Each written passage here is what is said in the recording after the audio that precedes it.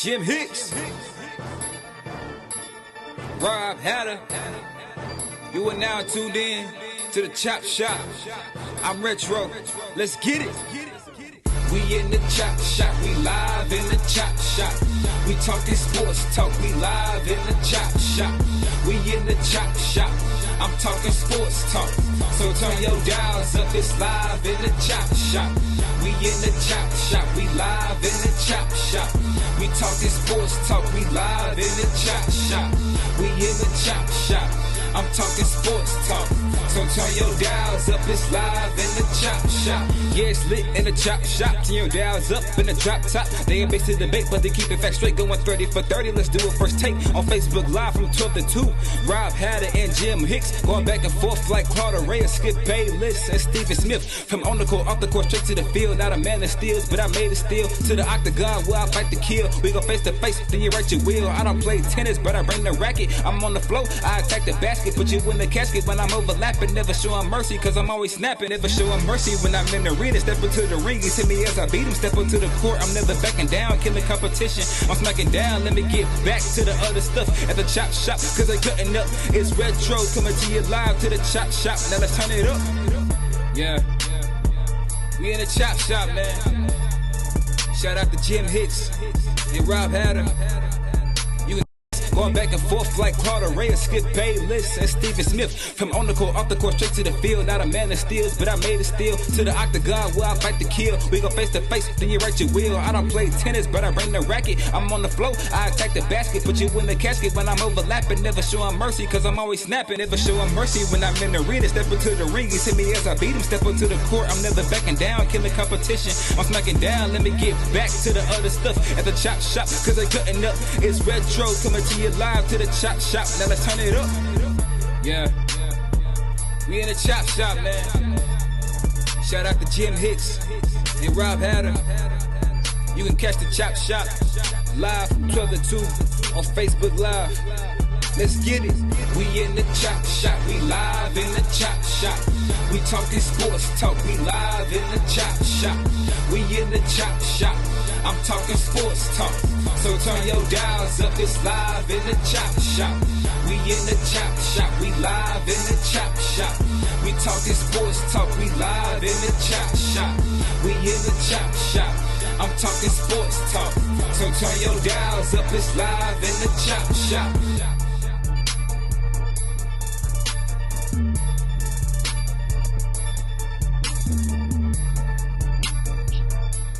H-Town, what's up? You know what time it is. It's time for the best 120 minutes of your day. The Chop Shop, the nation's #1 urban sports talk show, and also your midday sports happy hour. Yours truly, Robert Hatter alongside Jim Hicks, coming to you live from Houston, Texas, but we're broadcasting all over the world, and we're coming to you on 2 live platforms simultaneously. Chop Shop, HTX. You go to Chop Shop HTX, and you can go to our YouTube page, and you can see us on Facebook. I mean, both of them at the exact same time, Jimmy.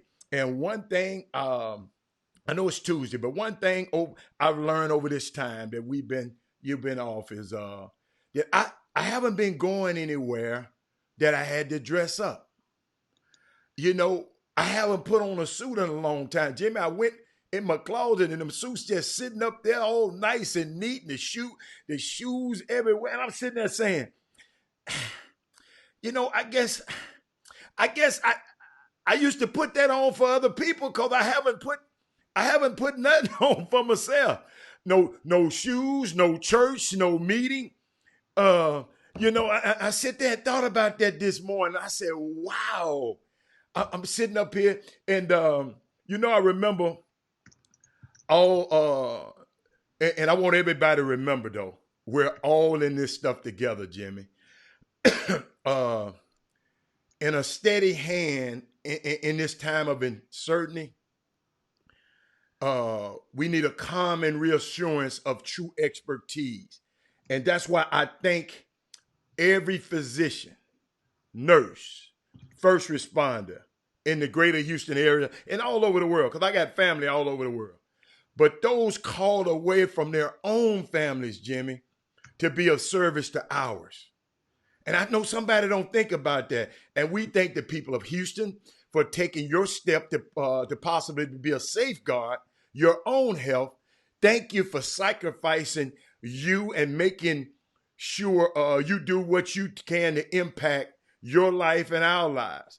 And I just always like to start the show with that. But Jimmy, I saw something the other day that I didn't play. I'm going to show you how creative these doctors are. I don't know what city is in, but everybody, I want you to take a moment. These two doctors in a hospital show you how talented they are. Check this out for a second. When you're feeling low and there's no one around, when it looks like it's over and life's got you down, hold on to me, brother. I'll be here when you need. 'Cause there's a brighter tomorrow. This I truly believe. 'Cause everything is gonna be alright. Everything is gonna be alright. I just wanted to share that with you, man. I got that same guy, the African-American guy. He came on later and played a solo. But these are doctors in a hospital. Can you imagine the patients, Jimmy? They said the patients felt better. The whole morale of the hospital got better. And it's unbelievable that let me tell you something, just the fortitude and the wherewithal for this man been this man been to med school, both of these doctors, but they both took out time to play the piano. Because in my other clip, and maybe I'll play that later when we're going out, the black doctor played the piano and sung a song. So it's just so much stuff going on out here, but see the great people that we have taking care of us out there. Now, what's up, Jimmy? Now let's get let's chop it up now. What you got going on? Oh man, well, we promised today we're gonna dive into the conversation and talk about transfers, and try to peel back the layers. Remember, and it's not a conversation that is not geared to pile on or make anybody feel extremely slighted for their decision to transfer. I mean, there's a reason that the NCAA, think about it, they came up with the transfer portal because of the fact that to make the process more balanced and make it easier for a lot of the student athletes to transition or to leave a certain school. I mean, I've heard a lot of horror stories from a lot of parents and a lot of kids alike throughout the years, whereas it almost felt that they were being held hostage. And talking about the kids? Yes. Oh, yeah. They would be trying to leave. Yes. It's almost like, and parents would be, we've had numerous college coaches, and you guys have heard the stories how once you sign that dotted line on that letter of intent, a lot of times, not for all, but for a lot of kids, man, that relationship with that parent, it changes immediately. Once that immediately goes, you're trying to reach and get in touch with the coach about something simple. That coach ain't calling you back. Used to call you right back before you sign. And so then, stuff starts to build up.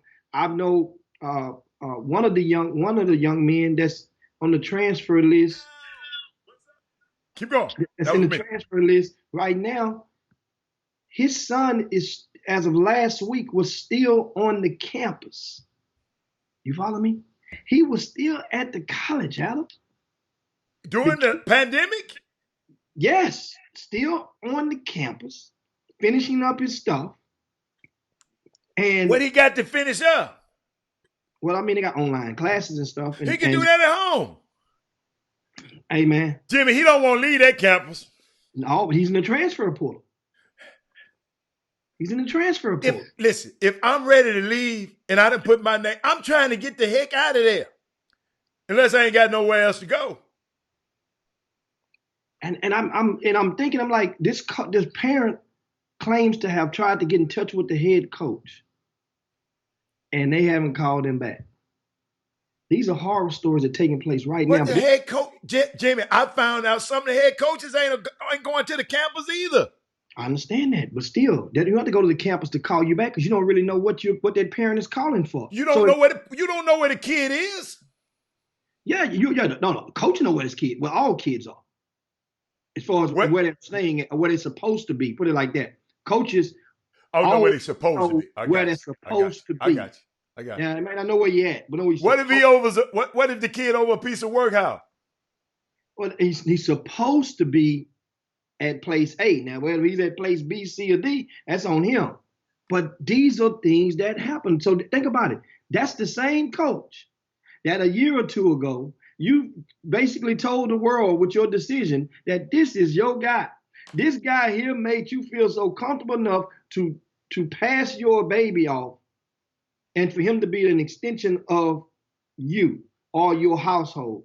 And these are the types of things where a lot of times you see people like Anthony Weston, who's an avid proponent of HBCUs.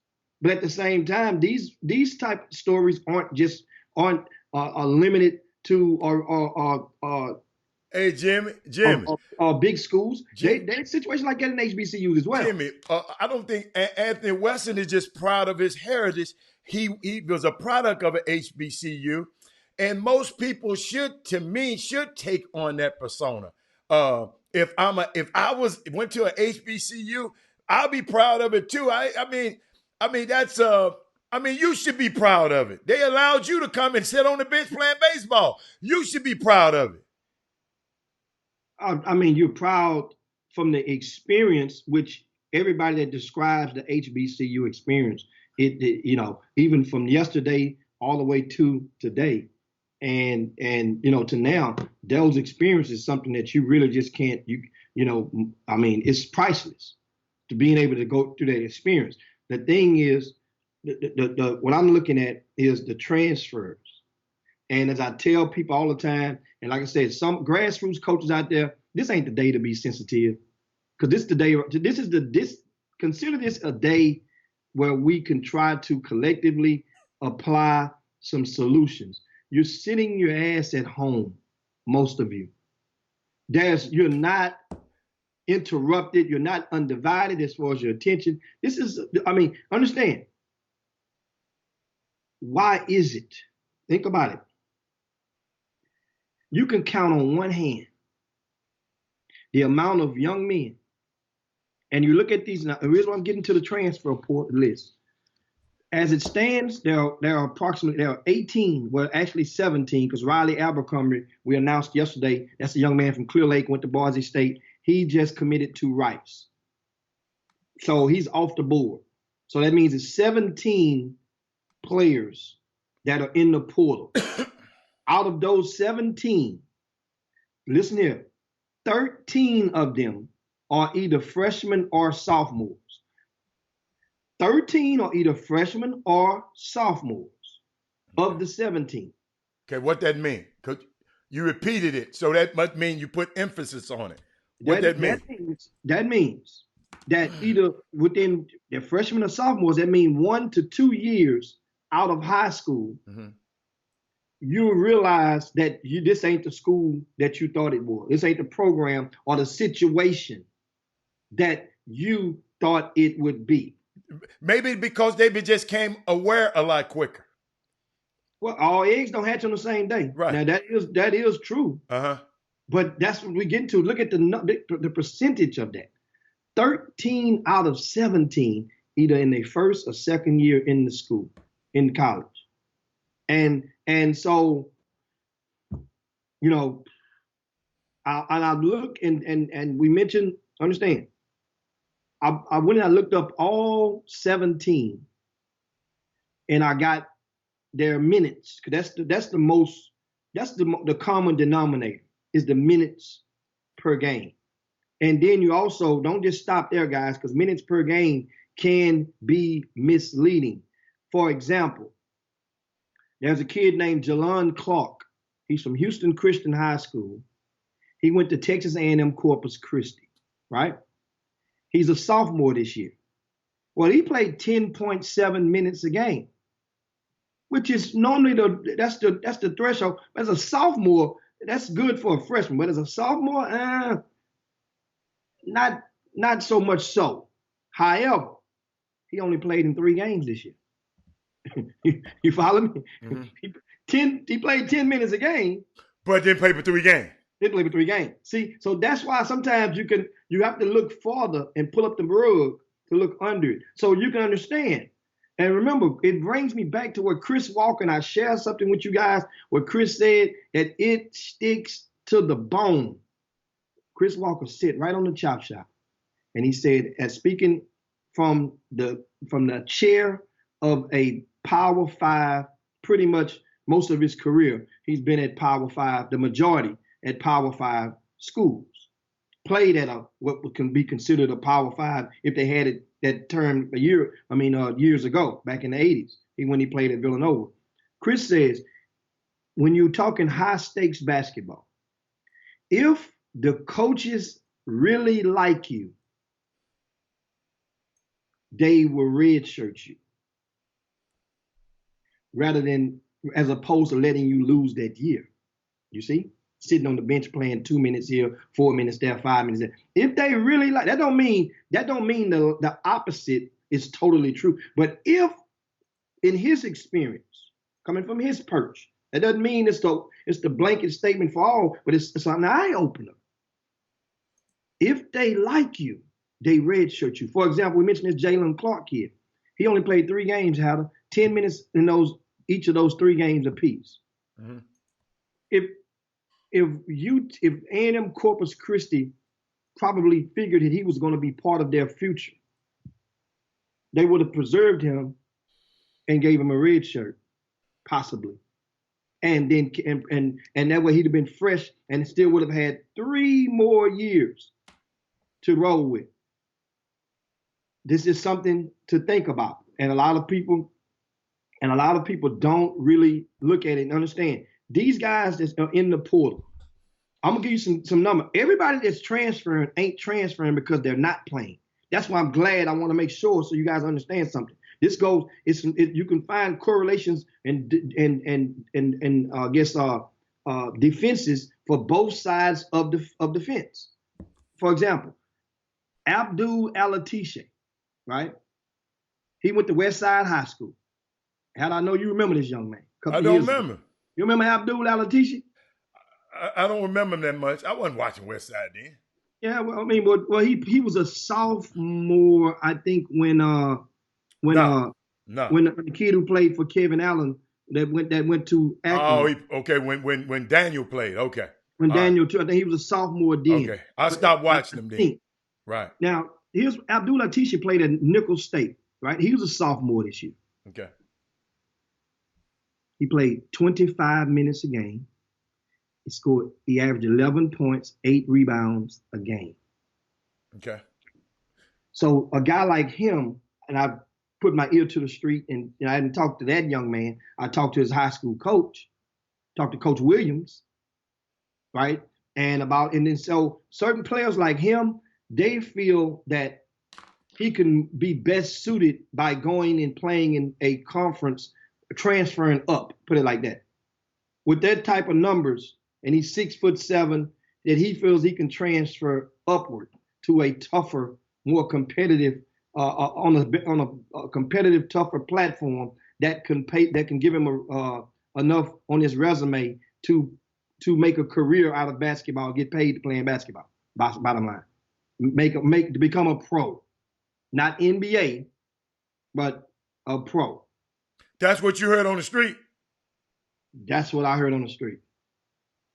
Hold up. He said he gonna do what again? No. I ain't say he said. Said on the street. The street said what? That this young man averaged 25 minutes a game. Okay. Right? Almost averaged a double-double. 11 points, 8 rebounds. Mm-hmm. Right? Mm-hmm. Nicholls State had a pretty good season this year, based on in recent memory. Austin Clunch is the head coach, Joey Brooks, assistant coach. I guess 2 coaches that can kind of speak the language of these kids, most of them. And he had good numbers. And so in his mind, he's going to try to see if the fish will be biting at a level upward. Now, reality is a whole different thing, a whole different thing. So we'll see what happens. For example, he's not the only one, right? There's a young man from Travis High School named Sage Tober. You guys may remember him. He went to Travis High School, played for the Houston Defenders. He was a sophomore at Southeast Missouri State, right? He played 27 minutes a game this season, averaged 9.6 points, 7 rebounds. He's gone. Had another kid from Houston on that same college team, Nigel Russell. You guys remember him with the 7 legs? Then I think did a homeschool or something like that with the Chris Walker Academy, if I'm not mistaken, back in a few years back. He was a sophomore. remember Atif Russell. That's his brother. Oh, that is? Okay. He's older than him. Okay. Yeah. Yeah. At 18 minutes a game, he's gone. Okay. So the thing is, from some of you guys, I'm seeing. So it's not just guys that ain't playing. So now if you go to certain schools and you play too much too early, and you're doing well, or your numbers are looking good, like you think you better and got yes. Okay. Yes. Okay. Especially with people under the thoughts that the NCAA will permit many of these transfers from 2020 to move without penalty of sitting out. That's the cloud that's out there, right? And so I mean, somebody on the Facebook feed, because I'm gonna start qualifying. I am not gonna say something that y'all say. Kenneth Gamble said, Jimmy, SEMO coach got fired. Was that Southeast Missouri? The coach got fired. Okay, well thanks so much, Gamble, because like I said, every situation has not necessarily an excuse, but it has a reason. Okay. Wherever there's a rhyme, it's a reason. And he's not the only. That's not the only college that. Remember, we asked when the kid from Dickinson High School, Marcus Williams, he's the area's, probably the state of Texas's top unsigned senior right now, mm-hmm. And he had signed with Northern Colorado. Well, the coach of Northern Colorado took the job at Wyoming, and this young man opened up his recruitment. And so it's easy to understand. People say, "Well, man, why wouldn't he go there? Why did no, dude? That ain't the. He has the. You maintain the right to do whatever you want, and in your household. But now it's understandable. But at the same time, if you're playing 27 minutes a game, right? A new coach comes in. You don't think that coach going to let you play at least 24, 25 minutes a game next year? You know what I'm saying? You ain't good. So now you're going to go somewhere else. See, Jimmy, it kills me because I was in that position. When you mean what? My son. My son, my coach. No, our coach got fired. Well, it left, got fired. Yeah. It's a difference. Fired and left. And when he came in, I mean, we played. I mean, it's the same. So that coach knew who his dudes were. That's why he took the job. He said, "Well, I got somebody that can salvage a season." So, but Jimmy, you never know what goes on these kids' mind. Let me tell you something, and I'm gonna add a little addendum to this one. I'm watching stuff like when we went off the air yesterday. I'm watching, I mentioned some that Alpha Yo had put on the feed, and I mentioned some without vetting it and without checking the information or not, being extensive. Maybe I should have, before I spoke, I should have consulted with you, should have texted you and said, we forgot about this. It was so unimportant to us. You didn't even mention on the show, and I should have, since you didn't mention it, I should have took your lead. But Alpha Yo put some information about a young kid having an offer. Jimmy, let me tell you something. If I didn't know yesterday or the day before yesterday, now I know why this basketball, AU basketball, summer ball basketball culture is screwed up. because some of the people who we call leaders are screwed up, are doing stuff that just don't make no sense at all. And it hurt the kid and it hurts the families. And people will come back and talk about they're just joking. Dude, you haven't even took it off your feed. So Jimmy, I'm not surprised. I'm telling you, if I didn't know 2 days ago, parents, thank God for the Chop Shop. Thank God, because we have had people who were supposed to be pioneers in this business.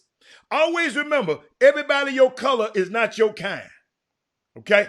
Everybody don't know what the hell they're doing. Just because they did it for a long time do not mean they know what they're doing. I'm going to repeat that. Just because you done baked the cake the wrong way 100 years and somebody tried to say, come here, man, if you put this in there, you can bake this cake better. Sometimes you got to listen.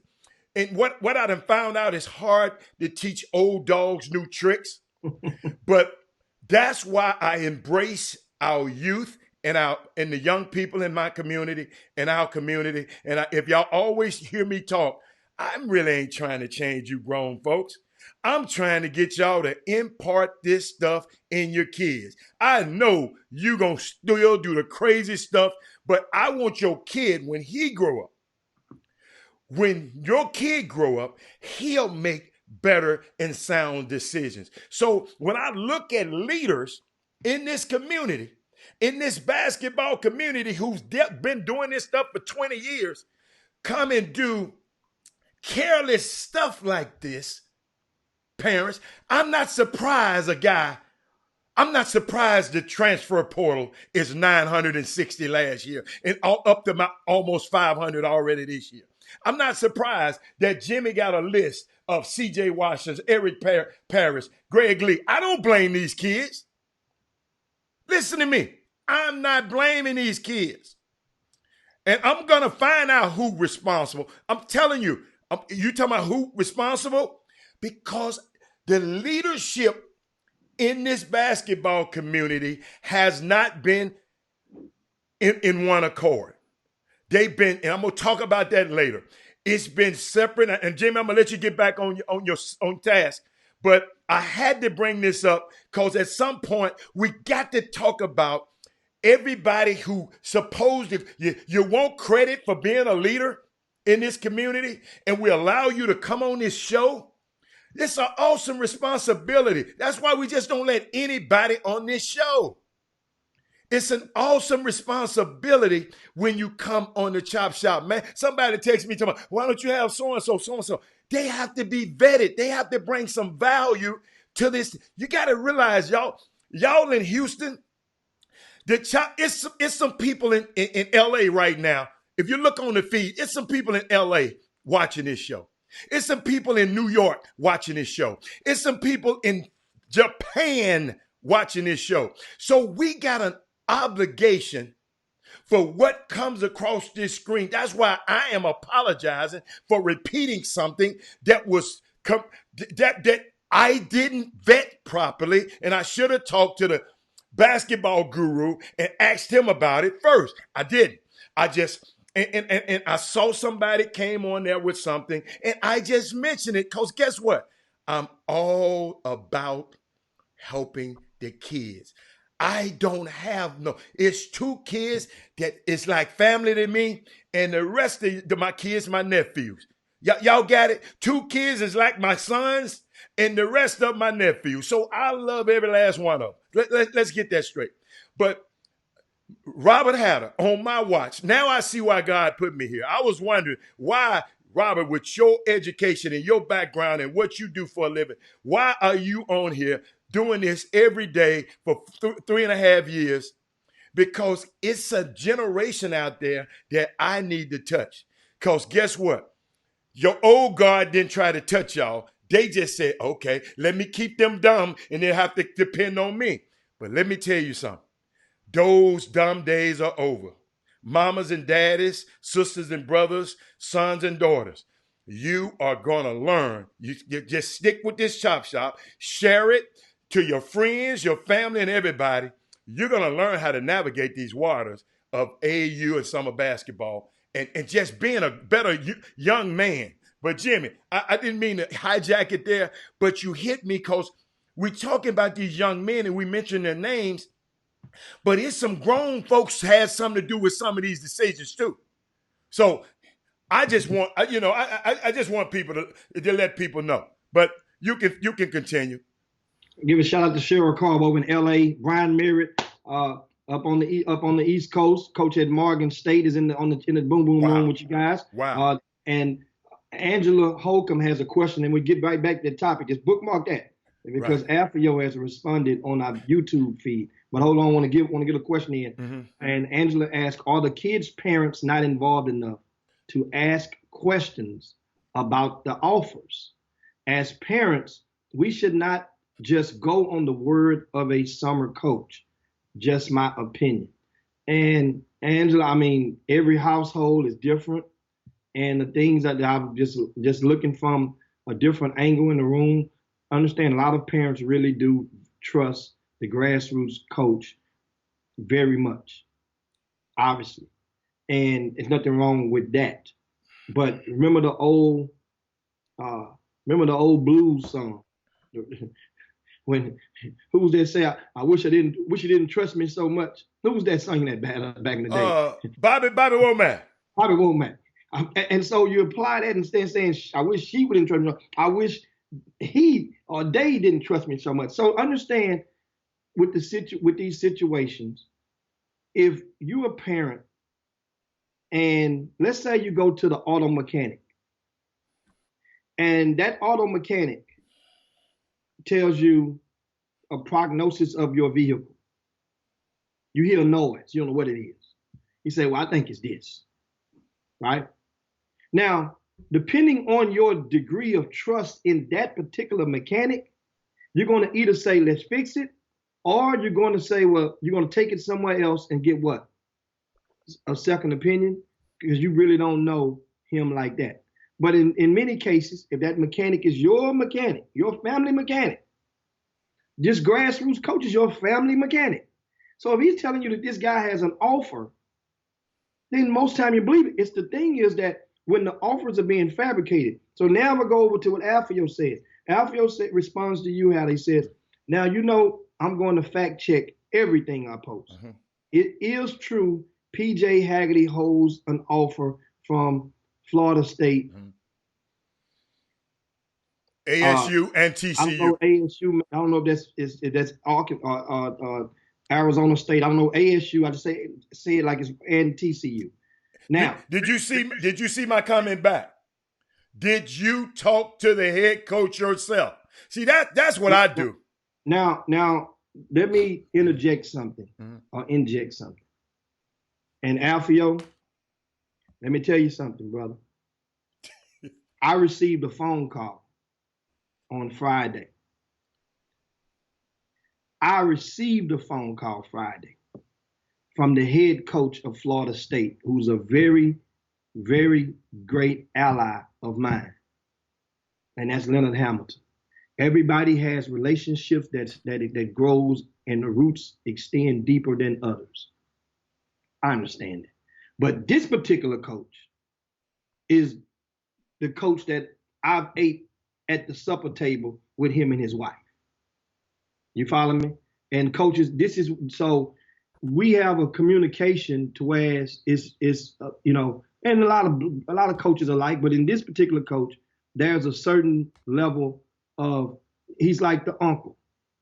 I'm the nephew, and he called just to verify stuff. He called me and talked and asked questions about two players, one from Houston, one being PJ Haggerty, since you mentioned his name. And I got off the phone with him. Then I didn't realize, because it was Friday. I got about 3 or 4 text messages where people had asking me, was the commit true? Well, I mean, was the offer true? So I'm like, oh, damn, I just had him on the phone. I didn't even realize, that people, it was in question. I didn't even bother. But by him asking me the questions that this coach asked me was easy to derived that he had never seen either of the two in his life. And I'll tell you something. Leonard Hamilton says I can get him on the Chop Shop, which we've had him on there about 5 times. Yes. He just ain't gonna. My fact, we get him on one day when I go back to the dentist. That way I know I ain't got to talk at all because he gonna talk the whole show. He gonna never stop. But on seriousness, he asks questions to easily lead you to believe that he's never seen either one. So then after I got off the phone, about an hour later, I saw the text message, people, like 3 different people. I was like, damn, I just talked to him. So I called Coach Hamilton back. Mind you, he called me first. I didn't ask him the first time, did you offer the kid or not? So when I called him back, then I said, Coach, I got a question because I want to clarify something. Since I talked to you, I got 3 text messages with people asking me. They do it a lot. They do it often in my city. Want me to validate if the offer has been extended.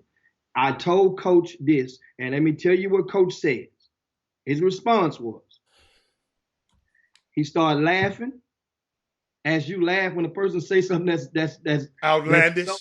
And he says, here's what he quote: John Urie is going to mess around and embarrass himself and those kids. Wow. This is what he said. So he still didn't say no, but this is what, when you take that, but this is what Coach said. So this is what the thing, what I get with.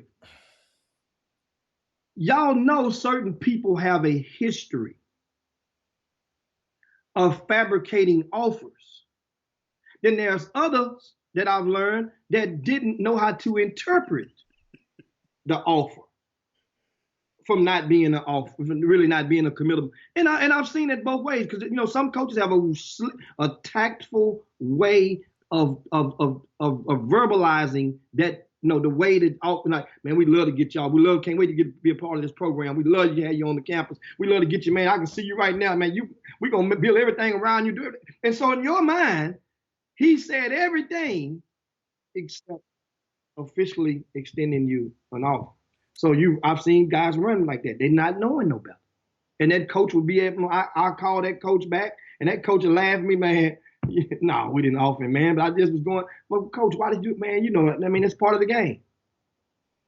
So once again, this is the thing, and I said it at the top. This is not meant to embarrass nobody. But if nobody says nothing about it, yes, then what the hell happens? That's Jimmy. That's why I said, talking about this has been the culture of this basketball, summer basketball. And let me tell you something. It need to stop. That's all I'm saying. Alpha, you need to sit on the sideline on this one. You need to sit on the sideline for this one, sir. And I'm for real, Coach. All you were doing is relaying information. You haven't talked to Coach Ham. So just chill. But what I'm trying to figure out, Jimmy, these guys were leaders in this community, summer basketball, for years. So this is the climate, ladies and gentlemen, that your sons have been growing up in for a long time. And I'm just trying to figure out, thank God I didn't have to go through it because I just didn't. Guess what? And the only way I distanced myself from these guys. You can't. Listen to me. It's a guy, and I ain't gonna call his name, came and told me, Robert Howard, man, you need to let me help you with your recruiting. Let me repeat that. He came to me and said, man, you need me to help you with my recruiting of my son. I said, man, thank you, sir. I said, but I got this covered. So if they come trying to do that to me, I can imagine what you parents are going through out there, man. I can only imagine what you parents are going through. This stuff, let me tell you something, y'all. Guys like this, guys who tell not the whole truth and not nothing but the truth, is rampant in the history of summer basketball. Like I said, I just hope that I can reach the young guys. I just want to reach the young guys. And the young guys, and guess what? It's a few young guys in this business are getting into this thing that y'all not taking serious. And parents, y'all need to take a look at. Jimmy, check this out, Jimmy. We had a guy that come in. Thank you, Jesus. It just dropped down on me. We had a guy who made millions of dollars in the NBA, got injured, came back home, and said, looky here, man, I'm going to help and put. My daddy was doing a little team up there in Baytown, but I'm getting ready to put my name and my influence on a team. TJ Ford. Yeah, I'm going to call his name out. And guess what? The other guys in this community was tearing his head off, talking negative about him. He didn't need your money. He didn't need this. He didn't need this. He didn't. All he was trying to do is put something back that he extracted from. Jimmy, you taught me something a long time ago. Jimmy, I'm going to tell you, I didn't listen to you. You kept bringing it up, and I said, Jimmy, you said, Robert, watch the guys who go through a program and how many come back and help. Mm-hmm. How many? And I used to say, Jimmy, what do you mean? What do you mean? What do you mean? How many come back and help? How many come back are in your program, are coaching in your program? TJ Ford got guys coming back in his program and coaching in his program that was in his program. They're coming back helping. I don't know if every program is like that. I would dare to say, because I listen to Jimmy, he's the high school basketball guru. He said, Robert, these guys don't come back. These guys don't come back because they had a bad experience with you. These guys don't come back to give. TJ Ford, it's a mom. When I talked to a mom, I told your son, really, he was all right, but he was starting when they're good. I said, hey, you should think about taking your kid over to TJ Ford's program. You know what she told me? They don't win enough for me. Since I didn't call their name, son ain't that dang good, no way. But I know Tim Ford and TJ can help him get better. Jimmy, and not to just say I'm saying it because it's TJ. I took them a little kid over there that couldn't play that word. His mama don't like me to say that. I said, couldn't you go and walk at the same time? Great young man. Wasn't that good because he didn't grow up playing basketball like I see y'all videos of guys dribbling through the cones at 4 years old. He didn't grow up in that manner. I took him over there and left him over there. Listen, a guy who I'm going to tell the truth, I didn't know how his commit, but this kid is somewhere starting, Jimmy, on a college basketball team now. What if I'd have sent him somewhere else, who knew he wasn't that good and just threw him to the side? He ain't good enough. I threw him to the side. That kid would have got lost in that scramble. But this program took a young man who couldn't make a offhand layup and turned him into a college player. This is not nothing that TJ telling me to tell. This was my kid. I know I didn't have time to do it. So all I'm saying, what's up, David Grace? What's up, Loopy? We have people in this culture gonna shoot down other people in this culture. It's crazy. These same guys, and then I come and say, so-and-so got a scholarship to Duke. Man, it's Rick Brown. If it is a lot of programs like that, I don't know them. Like what when you say like that? Rick, he said it's a lot of them programs like that, Hatter. I don't know them, Rick Brown. Maybe you know them. I don't do that. I'm going, listen to me, Rick Brown. I'm telling you of my own experience. See, I can go and listen to you, and you might say it's a program like that, but Robert Hatter is a guy that got the experience it himself. And guess what? I want y'all to experience it for himself. But this my show, I'm telling my story. So Jimmy, Jimmy, you know, I didn't mean to hijack it, but I'm just, y'all, I'm sick and tired, y'all. There should not be, this don't have to happen. This does not have to happen. You got guys that way better than these two guys. And Leonard Hamilton ain't called and talked to them. Come on, man. Some of this stuff, man, some of this stuff just don't make sense to me. And guess what? But I'm going to make sense out of it. Before it's all over with, y'all, let me tell you something. I got a notebook full in this phone about information I'm gathering. Parents, the next generation, I promise you, you're going to be in a much better situation than the kids and the parents of the past. Parents of the past, I can't help you. What's past is past. But less parents, like Jimmy said, some key. Parents, y'all got to start voicing this stuff out. When people leave your kids at the airports on buddy passes, you want to talk about it in the gym, you got to tell it. So we finna stop that. But what's up? What you got, Jimmy? Something might happen good on the Facebook feed while I was talking.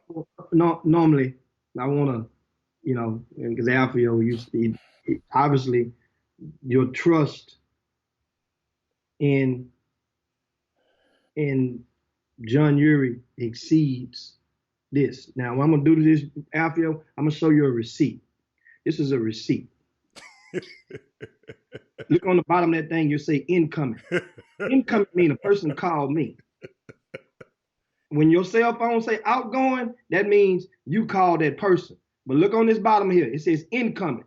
That was from Friday. Look at the very top, Friday. Look back at the top where incoming, it says at 4. What time is that? My thing went off. What time is that? 4. I got to pull it back up for y'all, guys.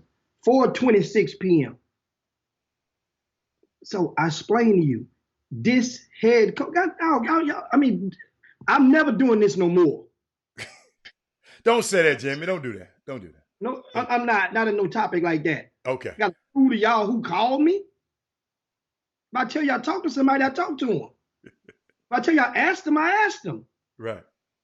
You guys know that. I know you did. Jim. Let me tell you. Let me tell you something. Jimmy. Some people, you're not, no matter what. See, you got to understand, after your heart is in that too. Okay? You told me a long time if your heart in it or your head in it. So he going to keep on no matter what you say. So yeah, but some people, my thing is, here's my thing about this. Leonard Hamilton is arguably our most powerful black head coach in all of college basketball. So if you're going to put some bad dope out there about our patriarch in the sport, and especially if a person I know, I'm not going to let it happen. No, I'm not going to let it happen. Because now you dilute it and you try to dilute his potency. You ain't lying on Coach K ass. You ain't lying on Cal. Think about it. You're not lying on Will Wade ass. So that's the thing where it touches me a little bit, because understand, this guy had a legitimate chance to win a national championship this season. If anybody tell you different, they lying, because it was wide the hell open. So there's a number of teams could have said they could have had a great chance of winning, and Florida State was one of them. Baylor can feel the same way about them. But we're not talking about them right now. We talking about Leonard Hamilton. So the thing is, guess what? If you wasn't on the phone, and Coach Hamilton also in our conversations on Friday, he explained to me, I did not realize. You guys can look this up. I think I sent you the article the next day. He didn't know this article was coming out. Great article. Maybe he did because the article came out. Yeah, they quoted him. Yeah, we talked on Friday. Yeah. So and it was funny as hell. He said, Coach Hamilton, that he's the first black coach. This was telling me. No, he gonna talk his shit when he talking to me now. He gonna blow. We just talk like that. That has a player that did not start for him for 2 straight seasons and is going to be a first-round NBA draft pick. He also went down the row about 3 or 4 other guys on his roster this year that and explained the school that he had to beat to get certain guys. And none of those schools, he didn't have to beat no North Carolina. He had to beat no Duke. He had to beat people like Presbyterian. He said, this is what I had to beat to get this kid. I had to beat this other mid-level school to get this kid. My point is, what he was making is that they get players that they see, that they evaluate, that they know is going to fit into their system. And understand something, guys. My relationship with Coach Hamilton extends all the way back to, so you can connect the dots, back in the summer of 2002. That's when we first met. Why? Because he was recruiting and ended up signing a player who went to high school in Houston named Von Wafer. Right. Von Wafer went to Florida State, and that's when the relationship, because Von Wafer, he only stayed a year or two and ended up, leaving to go to the NBA for a couple of years and whatnot. But that's how the relationships are cultivated. And all you got to do is call a person once every 3 months. Text them or call them every 3 months. And that's how you fertilize a relationship. Most people don't call or text people until they need something. Or it's time for guys to subscribe to your scouting service. Then you want to start calling all the coaches. Hey, what's going on, buddy? How you doing? Them coaches can see that stuff coming a mile away. Jimmy, you got too much juice. You don't even have to go there. If people don't understand that, I'm glad you sit that there. Sometimes, man, sometimes you got to, and I know how you are, but sometimes you just got to let that set. And the only thing, because let me tell you something, people like that, we're not going to ever change. We just got to change the minds and the paradigm of the young people that are coming up. Old guys like that, we can't stop them. But guess what? We can equip their parents who know the other kids and who know the other kids. We can equip them to tell them, don't go for that crap. It's a new, and hey, parents, and all y'all got to say, man, it's a new day. It's a new day out there. It's a new day. You can't get us like that. We are in a pandemic. This man worried about his players he have now, his seniors, the seniors he trying to get, for this year, and how to get them situated. And you think he coming how many miles from here come on, man. This is what was told to me last night. No, this morning. Come on, man. I'm not coming way down there to get no little, man, I'm going to leave that alone. But guess what, man? We got to be smarter, parents. We have to be smarter. I'm telling y'all. And let me tell you something. If you don't want to get smarter parents, get out the way and give your son this information. No disrespect to you. Just get out the way. Just get out the way. Whatever Jimmy and I tell y'all, if y'all validate it, because make sure you validate it, and pass this to them. I promise you, that's who I wanted to get it anyway. Because what I tell you, Jimmy, it's going to be some bad dudes come out of this basketball community in Houston. That's why I told y'all better be used to success. Because these young guys going to be successful. We got guys inventing things. We got kids on Wall Street. We got guys going to be head coach. These young guys who grew up around us are going to be successful. So we got to get used to black people being successful.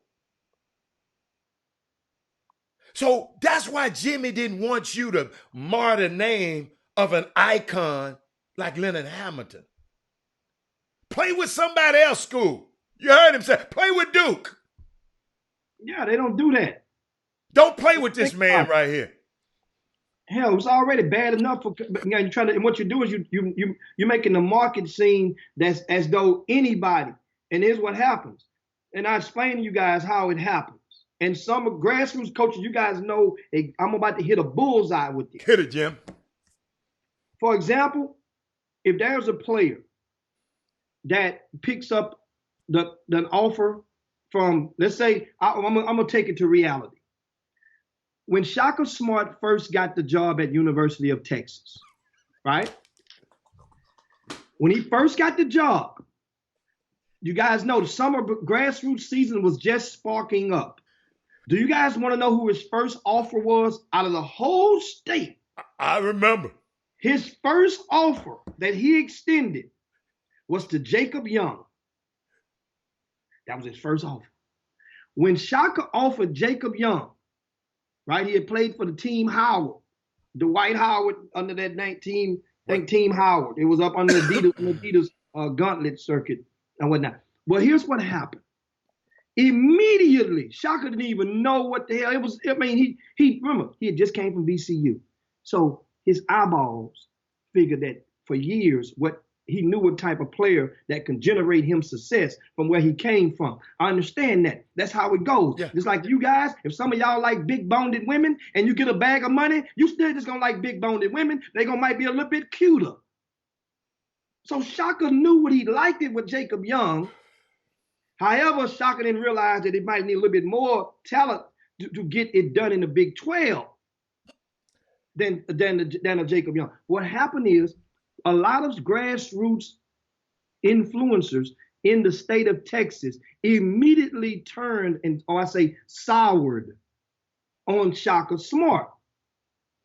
They soured on him. They soured on him. Why did they sour on him? Because people felt like, well, hell, how dare you offer Jacob Young and you ain't gonna offer my kid? Mm-hmm. This is what happens. The market is set. People say, well, damn, they offered him, and you ain't gonna offer this dude? What's wrong with it? What's wrong with Coach? Man, I ain't sending none of my kids. No matter of fact, don't even come recruit none of my kids. And if you think that grassroots coaches don't do that, not as whole, not all of you guys, but don't act like that, then you got a rude awakening coming up. So this is why Jimmy, that's why Carson Edwards didn't take a Texas series. I remember that. Bingo. I remember that. Because then you don't even realize the circumstances. So just imagine if the offer is frivolous or as a non-committable offer, which a lot of coaches know what they engage in when they're offering kids, and they know that you're not going to commit today. So they'll let the offer just roll. Let it ride. We're going to have fun with this thing, doing you a favor to help boost your stock. Okay. So that way you can go and take, that way now as a grassroots person will go and take that offer and go and show it to everybody else in the conference. Say, hey, this guy offered. So Jimmy, in defense to Mr. Uri, is that what he was doing then? He was maybe trying to build the profile of his kids. Adam, here's my point. I say it again. I reiterate. If that was, I can't speak for you. You guys You're talking about the coach. My bad. You're right. You're right. But you're right. I said earlier. Okay. This guy is the top of our food chain for as black collegiate head coaches. You don't play no games like that with our top guy. I got you. Okay. I got you. My bad. In other words, so am I going to help protect him? You damn skippy. I'm going to help protect our top guy, help preserve him. Not necessarily protect him, but preserve him. He's a grown man. But I'm not going to let you tarnish that one. Right. I got you. That's good. It's too doggone hard. Because then that way now, if PJ Haggerty got the offer, but Bryce Griggs don't have the offer. So now Bryce Griggs could possibly say, can't speak for his family, hell, shit, they want him, go get him. Wow. That's how this stuff goes. Wow. I didn't think about that. Then Ham may be out there watching the game this summer and see Bryce play, and then all of a sudden now, I mean, who was that? That's Bryce Green. Now all of a sudden, people, he offered the other kid. That's how people do in this business. And this head coach will have no earthly idea that people are feeling some kind of way about him, and he ain't done nothing. But sit there and done his job and came and saw you play. That's all. That's great. That's good. Wow. So we don't have to do this stuff. Everybody want to lie on their piece. Like you hit. Everybody don't hit. They go on a date. Enough of this stuff. Enough of it in the city. You guys know that stuff, and you know it. You guys are watching, and then what happens is when people, let me tell you something. 4 of you would stand up and say, man, stop. If you let the lie linger, then guess what? The lie told often enough turns to the truth. Remember that, guys. I'll say it again. A lie told often enough turns to the truth. So that man said, like you hit. Boy, hey, something wrong with you, man. So we have a question. It's smash. Hey, Jimmy, it's called smash. Smash. That's Favre. Favre don't know. We talk. Me and Jimmy said hit. You right, Jimmy. You right. But you know what, Jim? I was thinking about something, man, and in the empowerment, and why I so understand what you mean by empowerment. I was looking at, I was thinking about at the Super Bowl this past week, right? Friends of mine was at a Super Bowl party. Troy Vincent, you know who Troy Vincent is. He's head worked for the NFL in Roger Goodell's office. He used to play in the league, but he gave a party, Jimmy. He gave a party. I'm gonna pivot a little bit. A Super Bowl party in Miami at On Tellum's beachfront home in Miami. Okay, so my guys who went to the party, this how they think. Anthony Favre and Chuck McGowan. This is the house. They looking around the house that Negroes built. Okay? And the reason I say that is, On Tellum, go Google him. Arntell, I think UMEM. A prominent Jewish sports agent. Jimmy, in the beginning, when he had his firm, I'm finna show you who was it. Do you remember some of the agents that worked for him? Huh? Say it again. Do you remember some of the agents that worked for him? If you didn't, I'm finna On Tellum. Oh no! In the beginning, no. Remember that was a whole different. That's all right. I'm gonna help you out. Sector right now, this the same On Tellum who represented T.J. Ford. Yeah, I remember the names. Okay. Like a lot of those guys, I remember their names. Okay, you get their names along the way. Yeah. But then, let me tell you. I purposely stayed out of the room one-on-one with a lot of those guys along the way. I purposely stayed out of the room with a lot of those guys. At one point, Jimmy, he represented 10% of the guys in the NBA. At one point, 10%. Okay. Bob Myers was one of the agents worked for him. You know where he is now, right? That's the GM of the Golden State Warriors. Okay? Got to follow me on this one. Rob Pelinka worked for him. Okay? On Tellum represented Kobe. Rob Pelinka was the agent. On Tellum was the boss. Rob Pelinka was the guy up on Tellum. Neil O'Shea. You done heard that name before, right? Every time it's a GM job open, that's the guy at Portland. Okay? And Warren Ligari. Y'all listen to these names I've given you. Jimmy, you know who Warren Ligari is? He's the guy who owns the Summer League. Jimmy, it's a former agent owns the summer league. The NBA just, they pay him a little bit. He owns it. But this how powerful this dude was. Represented Jermaine O'Neal, Tracy McGrady, all the guys at UCLA. But when I say this, Jimmy, I want to know, and then I'm gonna let y'all have it for a minute because I got to take a break. We are 70% black in the NFL, in the NBA, and the NBA, in NFL and NBA.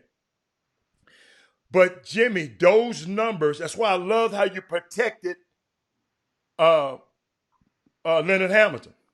These numbers are meaningless unless it's some type of economic reality to it also, where we can actually control the industry, Jimmy. And that has, and it's been frustrating to me sometimes when I look at the NBA front offices. And we still look like a plantation. You remember I told you, I've had the advantage of not just going to the games, but going up to the office. And the office don't look like us, but we're the talent.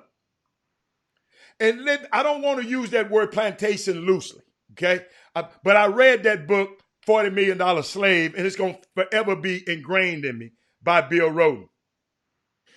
We clearly are the talent, ladies and gentlemen. In summer basketball, who is the talent, Jimmy? The players. The players are the talent. The talent. And you always have to talk about how you one of the few blacks that run a tournament of that size. Listen, ladies and gentlemen, that shouldn't be the case. So, Jimmy, you know what I like? And y'all got to help me out now, Fort Bend Ballers.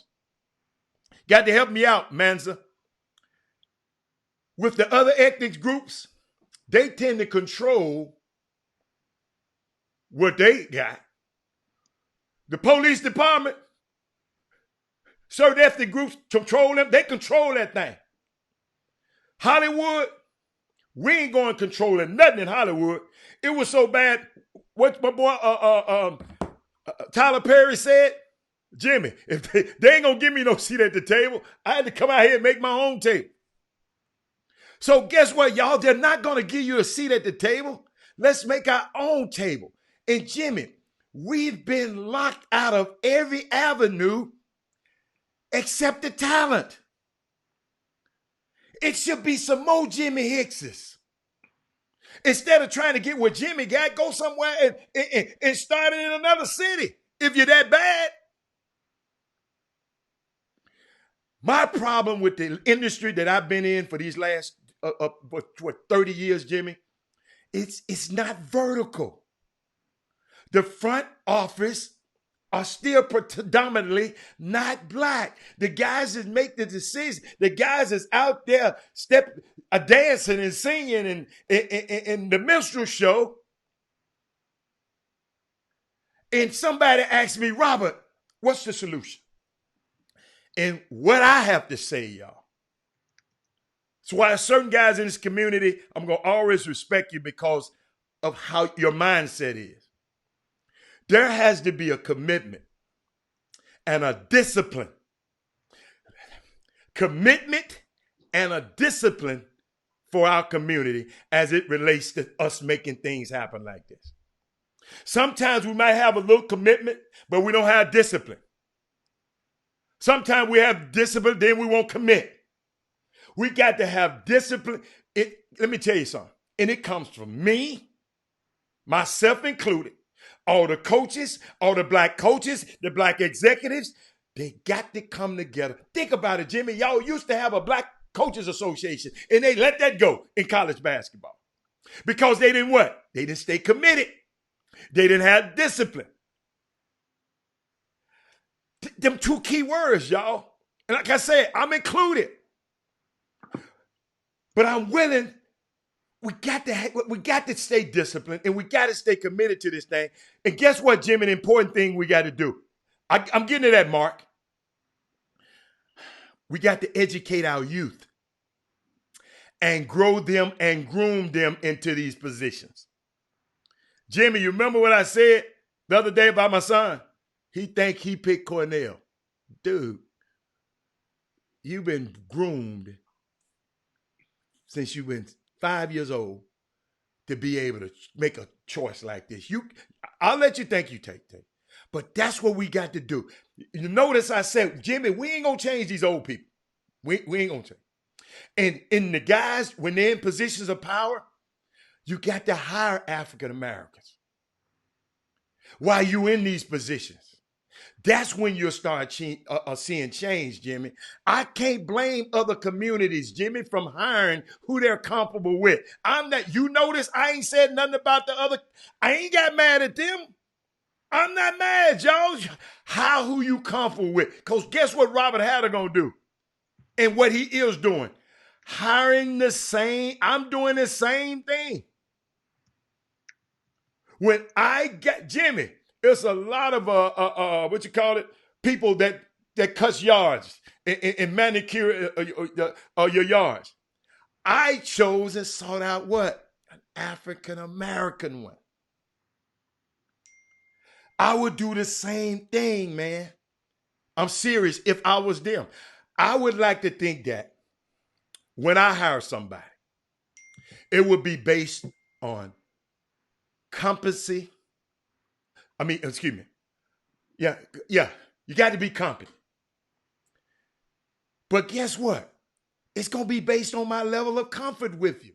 Jimmy, one of the first things when I sit into a meeting, if all you prospective people in business or prospective sports agent especially, when I sit down and talk to a parent, first thing I say, it's two things you need in a sports agent. You need comfort and competency. Jimmy, let me tell you something. Don King is very competent in what he do, but I don't have a comfort level with him. You follow me? Because I know how he's done. But it's going to be a community effort, and we're going to be talking about this soon, if it's going to happen. It doesn't happen overnight, but it has to be a commitment. Our athletes could be our economic engine. Our economic engine as a people. Long time ago, go read up on it.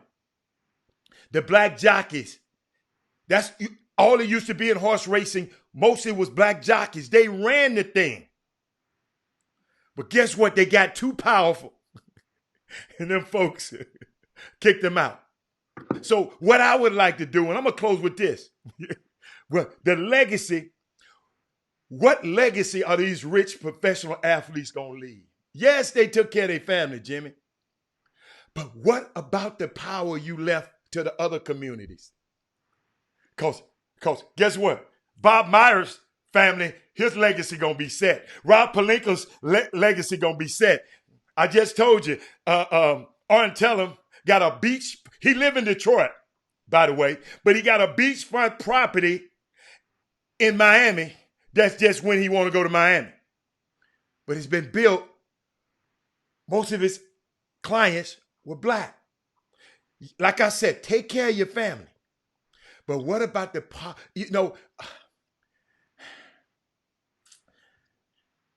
it's just, we just got too much infighting. But our younger generation is who I'm talking to.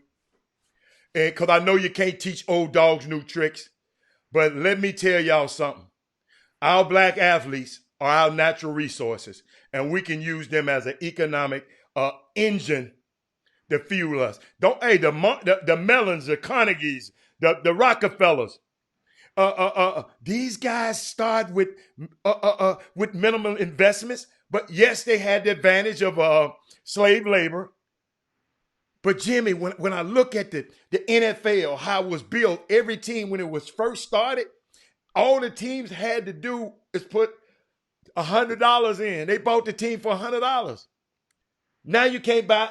Look how much wealth that has amassed in these families over these years that you can't buy a team for under $3 billion.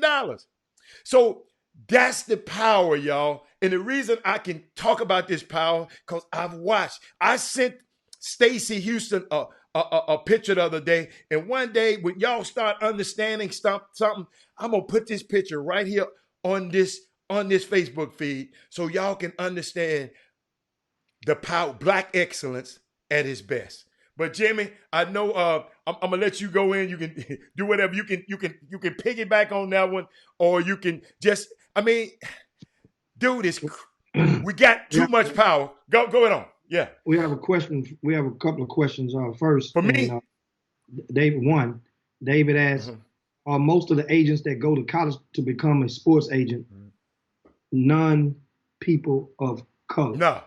Matter of fact, this year, Jimmy, at the where you can sign up, where you can become a new agent and take the exam, predominantly of those guys were young black males. Remember I said we got to talk to the youngsters because these old folks ain't going to listen. I would say 80% of those guys taking the test this year was young black males. Now, wasn't there a percentage of the seasoned or the veteran or the experienced agents that are basically taking a stance though against the NBA and the NCAA, that is, with their something that's going on? No, they was talking about how like the players who it didn't but 23 people sign up, agents and all the agents sign up for that. That's right? Jimmy. That's really not even important because that's not affecting the top players. Because that don't really talk. We need to represent some of the top players because you gotta understand they had some. God, I didn't want to go here, but they had they was talking about the other day how 10%, maybe 10% of the players in the league who got paid up front. Got their money up front, and like that was so good. Let me tell you something. Before the collective bargaining agreement in 2011, Jimmy, most players used to get paid in 6 months. In 6 months, the owners changed it to 12 months. Why? Because they wanted to stretch out paying the players.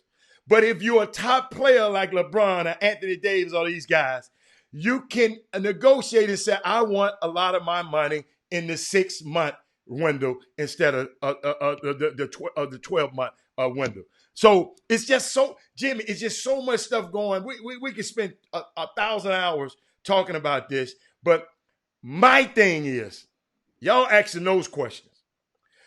It's some qualified black agents out here now,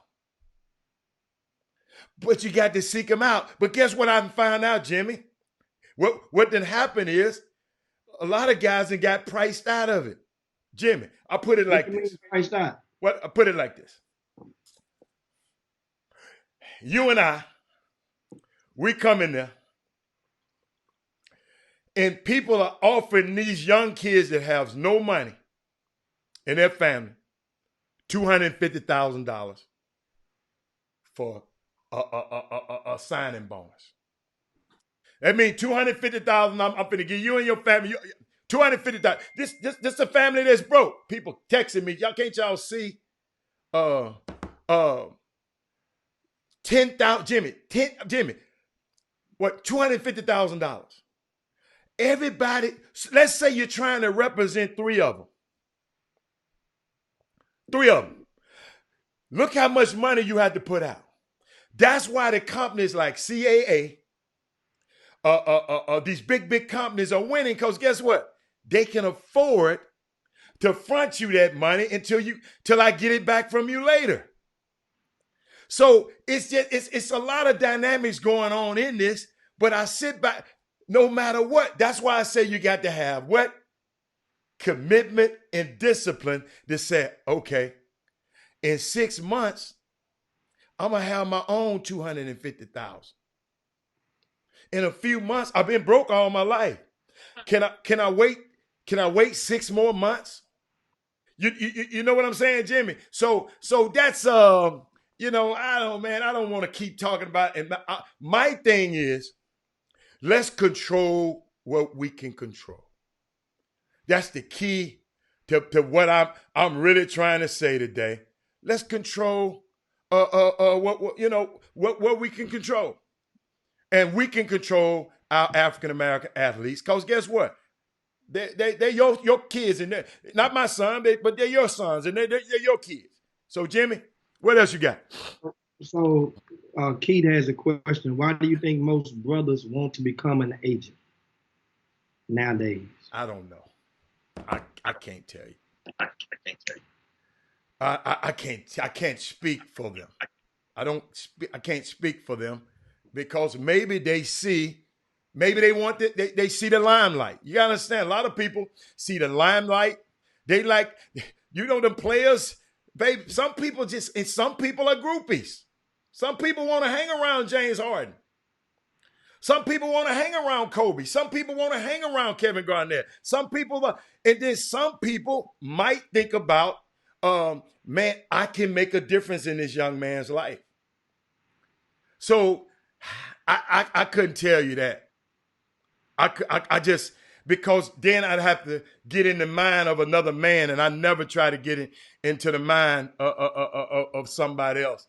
I'm just telling you, it's the quickest business to get into, and the quickest to get your ass right back out of. I've learned that. I've learned. So you that. think a lot of people want to be that because that includes or requires them to be? It gets cool points for some guys that now, not necessarily saying if you're an agent you didn't play, but for those who hadn't played, it puts them in the room or in the realm of coolness or with your swag and in that culture. That's the way. That's the way. But Jimmy, I don't want to go there, because that demeans. No, that demeans I don't even want to go there, because because everybody ain't trying to be cool. Some people are trying to see some young men are trying to see. Some people think they can make a difference. Some young men think they can make a difference in these young black men's life.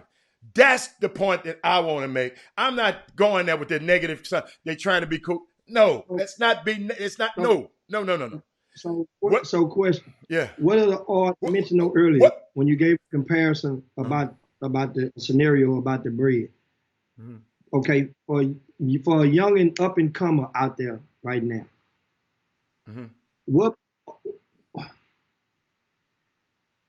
do you need a lot of resources? Of course you do. Of course. You got to think about it, Jim. Of course you need a lot of resources. Yes. So people saw Christian Dawkins. He was on a quest to try to do. Guess what his quest was to do? Man, just peel all other stuff out of the way. But he didn't have no money. He needed money. He needed money. Money. And notice that number he wanted. What's the number? 250,000. What was the number that? 250,000. He needed 250,000 seed money. Yeah. Yes. So even with all of his connections, he still wasn't going to move the needle at all. He had to have. Jimmy, the reason you have what you mean by the resources? Because he showed you that he had to come in. He knew how Andy Miller, I'm sorry, but he knew how Andy Miller was doing it. If I come in and give you $10,000 a month, Jimmy Hicks and you, Poe, my daddy taught me the golden rule, Jimmy, he who has the gold rules. If I come, and I didn't want to get here, I'm talking about black empowerment, and we talk about this mess. That's mess. This is not what I want to talk about, y'all. I want to talk about the powerful ones we do have. Our black athletes are our economic engine to put. I don't want to talk about, that was a negative connotation on us. I don't like to talk about mess, Jimmy. I just don't. I'm past the mess. The mess down here, I told you I'm in a helicopter. Helicopters, you don't get you don't be in too much mess because everybody's not in a helicopter. So I'm just trying to. I don't want to glorify the mess. I hope you hear my heart on this one. I know you like mess, but I don't like to glorify the mess. I gave a message earlier that I don't want this mess to taint the message. So that's why I'm not going to spend much time talking about that. Hatter, did you discuss the young black Asians that don't try to work with experienced black Asians? You know, some of them do, but some of them don't. But that's the negative connotation on these young guys do. Some young guys come in this business and just think they know it all. But guess what? With this, check this out. With this basketball culture that the people who've been the patriarchs of the basketball culture, the leaders, the people in history that have been the leaders. See, y'all got to understand, all this work hand in hand. All of this stuff works hand in hand. That summer basketball circuit, that's where these kids come from. So guess what? So some of these guys feel they know it all. Because guess what? I've been on an AAU team. I helped coach the AAU team. I know it all. I don't have to go seek wise counsel. And some people just feel they know it all. But guess what, Stacy? That's just not the young black agents. It's some young white agents like that too. So, like I said, on this air, just like Jimmy protecting his guy, I'm going to protect the black agents. So, Jimmy, respect the fact when you went on your rant about Leonard Hamilton, I want to respect this profession. So when people, I just don't want to put a lot of mess in it. That's all. That's all I'm trying to do is inform us of the power, ladies and gentlemen, that we have. We got an extraordinary amount of power, and we just don't use it. You got guys building beachfront properties in Miami, and they live in another city because of an African-American athlete they represented. That's the point that should be made. Guess what? It's some good people in every industry you go into. It's some better grocery stores. It's some better doctors. It's some better dentists. It's some better people in every industry you in. But if I was getting into an industry, I would go study under somebody first before I step out here and put my chest out and saying, I'm an agent. And I would say that to white, black, any race, Stacy. I wouldn't just limit that to black. What else you got, Jim? Yeah, and so we have another question that's on switching gears. You guys out there, make sure you take out the time to share the show if you hadn't done so already. Hit the share button. Share this show right now to your timelines and or with your friends. There are a lot of people out there who would be better well served by getting a good dose of the Chop Shop today. And we are streaming live on Facebook and YouTube in case you did not know. For all you first timers out there, shout out to you guys as well. We are indeed the Chop Shop. We broadcast every Monday through Thursday from 12 to 2 p.m. Central Time. And we talk a variety of topics, but primarily,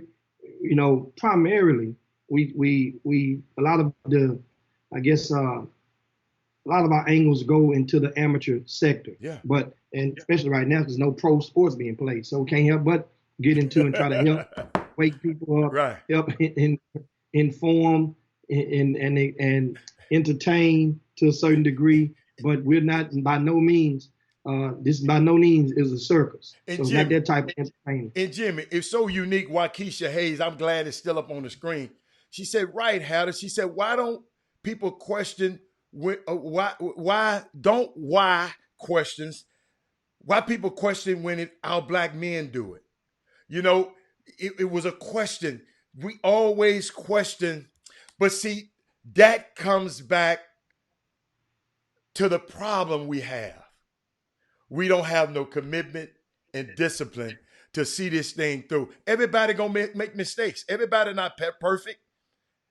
But in this high school basketball climate, we should take a special note into raising our young guys to understand the power that they have. You see what happened when Chris Paul, LeBron James, Chris Bosh, D Wade got together and took over the Players Association. You see the power that they had when they were able to move the needle. They were able to move, but it took all of them collectively to do so. So that's all. Thank you, Waukesha, but because it's always a why when it got to do with us. Because guess what? No commitment, no discipline. We got to have discipline to say, okay, let's seek the best guy out. You got to be good now. Hey, let me get this straight, Jim. In any industry, you got to be good, man. You got to be good. Because in our industry, Jimmy, in our case, we got to be, how many times? 10 times as good or twice as good. So that's what my thing would be to all the young people. The young people, I ain't talking about you old people, to the young people out here. So what's your new question, Jimmy? And Trent says, who has more influence? Mm-hmm. This question comes almost every week by somebody. Right. The grassroots or the high school coach? That's Jimmy's. Well, Trent, I'll let you talk about that. Trent, that often varies, and it's often varies, but if you was to just look at it in the measure, most of the time, for those players who are deemed top shelf, meaning that if they're recruited by a Power 5 school, by schools, conferences, put it like that, Power 5 conferences, those top shelf, top 100 type players who are top 10 in the state, top 15, top 20 in a state like Texas, mm-hmm. Most of those guys the edge will go to the grassroots coach. So it's different layers. Now, those kids which is more of the rest, it's more of the others. And those kids is when you see a high school coach right now on the phone right now and with those smaller schools and those non-D1 schools trying to get something done for their players. Not saying every high school coach does, but the top shelf kids, the grassroots coaches will have, because they are, in most cases, those college coaches will have seen the young player for the first time playing with that sneaker team on a sneaker circuit or during a live period with his grassroots team. So I hope that answers your question out there. And David says, do these young agents have to have access to the up and coming college players? Of course. As the larger sports Everybody agencies? had access to these guys. Everybody have access to these guys. I mean, all you gotta do is go to a game. Go to the college campus. You can. It's easy to have access. These guys know who people are, but a lot of these guys and a lot of these guys are just they just going to the highest bidder, Jimmy. Whoever gonna give me the financial package that I want in a minute. I'm just telling the truth. I mean, this ain't nothing that I've heard. It's something that I know. You know, you can be as qualified as you want to. If this family wants money in the beginning, he gonna go to the person who they lack and give them the highest amount of money. There was another question up there, Jimmy, too. I was trying to see. It was another question. I think Keith said something. Keith said something. Gosh, Keith says, so you think if we bond together as blacks, we can overtake the white establishment? It's not about overtaking it. It's just about using your power. You ain't trying to overtake anything, but just you have the power. I put it like this. You ain't gonna go overtake their police department because it's run by them. You're not getting ready to go overtake Hollywood, but guess what? Guess what Tyler Perry did? And I hope you listen to me. He just said, if they're not giving us a seat at the table over here, I just go make my own table. We got to just make our own table, not make our own league, but let the people see. See, they don't have no reason to hire no black executive if they don't want to, because guess what? The players don't care. The players don't care. I got mine. So the players got to care. I'm talking about every. Notice I said it's got to take all of us. The black coaches. Some black coaches can't hire who they want to. You got to hire this white coach too. Black coaches get jobs and told who they have to hire. Do y'all hear me? In Doc Rivers' situation, I'll never forget. Doc Rivers was the GM. He was like Greg Popovich. He was the GM and the coach of the team. They start losing a little bit. Something happened. And Blake Griffin, guess what? They stripped Doc of one of his titles. They ain't never stripped Pop of one of his titles. All I'm telling you, all I'm trying to do is just get more people like us in the front office and hire people like us. That's all I'm trying to do. And the only reason you do that, guess what? If the Elton Brands go and pull it back and get somebody else. If the James Jones got to come back and pull somebody else back. And Jimmy, that's how this stuff works, Keith. We don't have to overtake it. We just got to work within it. Do like the Tea Party did. The Tea Party didn't overtake the Republican Party. They just developed a power base within the party and put their candidates in place. We just follow that. Let's follow that. And I know I'm probably going over some people's head, but I'm gonna bring it down in the layman's terms. I'm just giving you a broad overview of what that somewhere. It's back. We're back now, Jim. We're back now. Should be back now. Did you get the tweet? Somebody just sent us a tweet. But we back now, Jim. We back live again now. Okay. Every time we think about it, every time we give a message like that, something happens. We're back. We're back, of course, and guys, you're tuning to the Chop Shop. This is a perfect time for you to share the show to your timelines and your friends. Shout out to a lot of Chuck McCown, Stephen Hayes, Stephen Woods, Anthony Farb, and Anthony Farb says, kids have to understand to play college basketball, you have to love it. Not mommy or daddy, but you. And you just like it. If you just like it, you won't make it. Well, yes, and well said. And the thing is, you have to realize a lot of people, you think I'm joking. Reality is about to really, really set in. I was just talking to one of the community college coaches the other day, and they already know that they're going to see a spike in enrollment. They're embracing. They're meaning the Lone Star. In the greater Houston, we have a network of colleges called Lone Star College. These are 2-year institutions, and people can go there and they have basketball teams. They play in rec leagues. They may play against the intramural teams from a certain Division Ones or the JV team at a JUCO or whatnot. Well, since economics is going to prevent so many people from going and attending the colleges that they had dreamed or thought they were going to, meaning that you were, let's say for the kid who the GPA, he was one grade point percentage off. Well, there's no more school for him to get that grade up. That one kid who was hoping to be accepted and get, needed to be accepted to a certain school.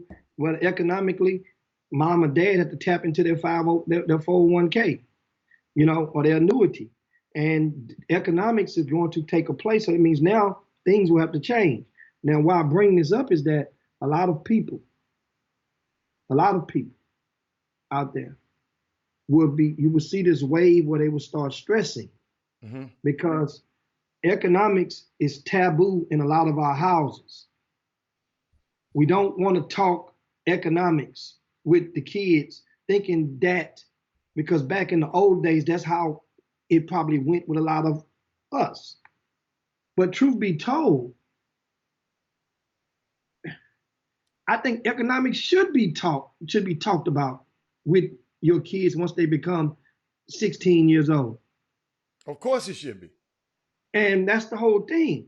Because then they will see how much certain things cost. If you think I'm joking, you notice how some kids, they want everything on the menu while you paying for it. But the minute your kid moves out the house and get on his own, you go look in the cupboard, ramen noodles. You follow me? Bottles of water. They ain't got all the fancy designer juice and all the stuff they get when they go shopping with you, because now economics, they're becoming aware. And so many kids don't know how to shop. Seriously. I'm not saying you have to be a coupon clipper, but just don't know how to shop. My mom, not saying that my mom. A lot of them do learn, Jimmy. In college, you learn, boy. Yeah, but it's like I was always in certain things. It's like, man, guess what? A person can teach you something. If you're not willing to learn it, then they can go right over there. Right? Of course. But it was certain things that I got. Not necessarily my mom walked through the store and said, this is how you do this, but I watched her, because you emulate what you idolize. So I idolized my mom for certain, and everybody did. Come on, and your pops and all that. But when it came to shopping, she had a thing that she told me. When you go into, back then it used to be called Foley's. They got Macy's. Yeah. I'm a Foley's back in the day. You go into Foley's, always go to the back of the men's department. Go to the back, all the way to the back first. Then come and shop up. Why? Because in the back is where the clearance sale rack would be at. The clearance rack, little bitty things like that, guys. You say that and like it might make you laugh, but then those are things that can save a kid 10, 15, 20 bucks. Going to eat at happy hour. Those are things that people laugh at me, the happy hour things, and you guys know when it was time to move around. I'm moving around. I go eat, and every now and then we go nibble. We meet up, have happy hour. Well, guess what? Happy hour, the same drink is going to be half price. And you know what? And I used to wonder why you used to be.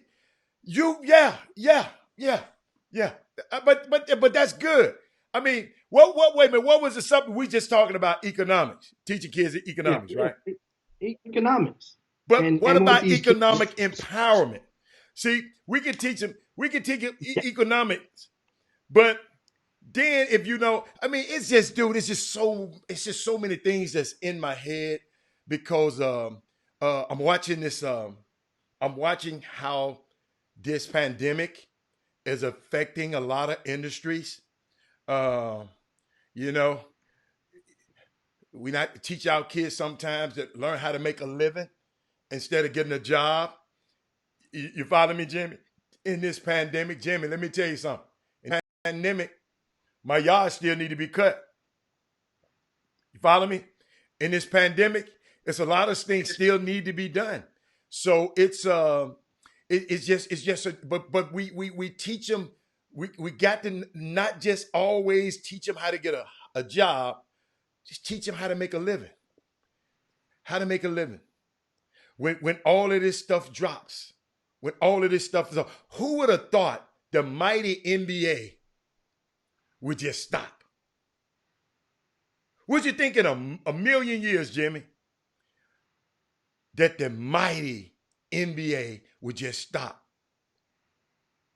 It's unbelievable. It's unbelievable. And Martin, let me see what you said. Martin said, Hatter, look at the horrible examples some of these grassroots coaches are exhibiting that you have talked about. It's a cultural issue. I know it's a cultural issue. And that's why, Martin, that I am trying to figure out ways. Believe you me, I got a plan, but it's going to take commitment and it's going to take discipline from the people. What you say, Jimmy? Jimmy, what you said a minute ago? Jimmy, you still there? Yeah. What you said a minute ago? You can teach them all they want, Martin, but they gotta wanna grasp this. A partner of mine texts me and said something real cool. Because he said, when I was talking, he talking about the thing. He said people might, I was a little long-winded, but I had to get it out, y'all. Y'all got to understand that this information, if it's just inside of me, it won't get to nobody. But guess what? It's like my man Jalen Rose said, it's on wax right now. You can go back. Guess what? The show might have interrupted, but that's on wax. And especially if you're on YouTube, do me a favor. Make impressions like somebody just sent me something. You got to understand, we're not experts in all this stuff, but somebody just sent me a unique message, and it helps. He said, don't forget to remind the people on the feed that during your broadcast, hit the thumbs up or the like button and share.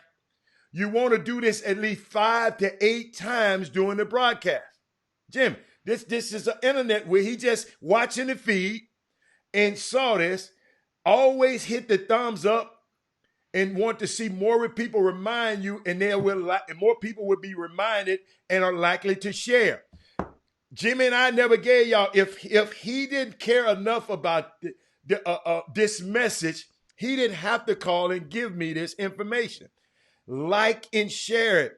When you're on YouTube, on Facebook, it matters, but it really don't matter as much.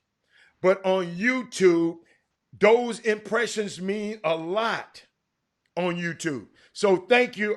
He know who he is. I'm not going to call his name out. I appreciate you for that information. Now, back to our regular schedule of programming. We need to do that. Jimmy, you know what we might do? Jimmy, we might make a commercial just talking about that, so we won't have to say it. And it'll be on a commercial, and we'll play it periodically. So he said 5 times throughout the show. Yeah, and that's and what it does is you never know. Just as many of you guys, there was one point in time where you didn't even know the Chop Shop existed, and somebody had to tell somebody. Somebody had to say, "Hey," and guess what?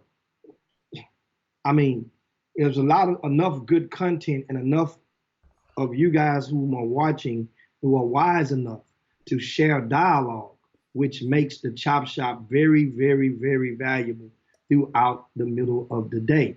And that's the truth. And so we look now. I'm looking at some of the comments. Right. Ovid said, I've always said it starts with math. In general, if you understand math, you will understand money.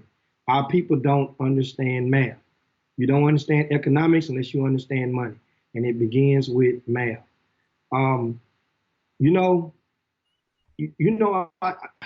Most people are literature guys, persons, or you're a math guy. A lot of people can't stand math because the numbers start when you got to algebra 2 and trig and calculus. They didn't know that was kind of, and some people geometry. It turned them off.